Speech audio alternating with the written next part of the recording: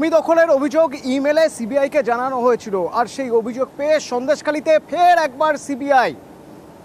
সেখানে সিবিআই এর টিম ঠিক কি করছে, রৌনক প্রতিনিধি আমার সঙ্গে রয়েছেন, জানতে চাইবো রৌনক।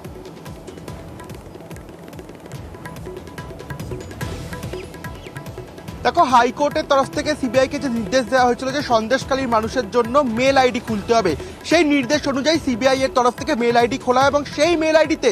ইতিমধ্যে প্রায় 100টিরও বেশি অভিযোগ পড়ে গেছে এবং সেই অভিযোগগুলোকে সামনে রেখেই আজ সন্দেশখালীর বিভিন্ন গ্রামে সিবিআই আধিকারিকরা এসেছে। আমরা যে জায়গাটা রয়েছি সেটি হলো নেজার থানার অন্তর্গত সুন্দরীখালী গ্রাম এবং যে বাড়িটি তোমাকে দেখাচ্ছি অতুলিতা,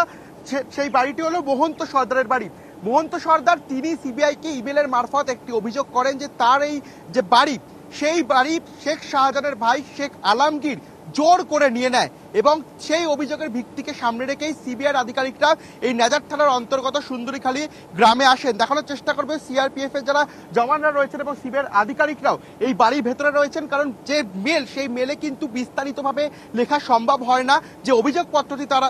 দিয়েছিল সিবিআইকে মেলের মারফত, সেই অভিযোগপত্রটি বিস্তারিতভাবে খতিয়ে দেখবার জন্য কিন্তু কেন্দ্রীয় তদন্তকারী আধিকারিকরা তারা এসেছেন এবং কিভাবে এই জমি দখল করা হলো বা কোন জমি দখল করা হলো, কবে করলো এবং এই যে শেখ আলমগীরের বিরুদ্ধে তারা অভিযোগ জানাচ্ছে, সেই অভিযোগের সত্যতা যাচাই করতে কিন্তু সিবিআই আধিকারিকরা এসেছেন এবং 4টি টিম আজকে বেরিয়েছে। সন্দেশখালীর বিভিন্ন জায়গায় সিবিআই আধিকারিকরা আসছেন, কারণ যে মেল আইডিতে বিভিন্ন অভিযোগ পড়েছে, জমি দখল থেকে শুরু করে জমি কেড়ে নেবার অভিযোগ আছে, সেই অভিযোগগুলোকে সামনে রেখেই কিন্তু কেন্দ্রীয় তদন্তকারী সংস্থা আজ সকাল থেকে এই অভিযানে নেমেছে এবং হাইকোর্টের নির্দেশ পাওয়ার কিছুক্ষণের মধ্যেই তারা মেল আইডি খুলে দেয় এবং সেখানে প্রায় 150টির কাছাকাছি অভিযোগ পড়েছে এবং সেই অভিযোগগুলোকে সামনে রেখেই কিন্তু আজ কেন্দ্রীয় তদন্তকারী সংস্থা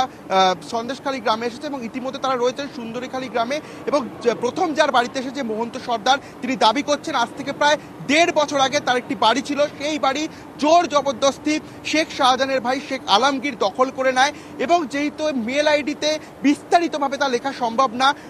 পুরো বিষয়টি কি, ঘটনাটি কি তা জানতেই কিন্তু কেন্দ্রীয় তদন্তকারী সংস্থার যারা আধিকারিকরা তারা এসেছেন। প্রায় 30 মিনিটের ওপর হয়ে গেছে।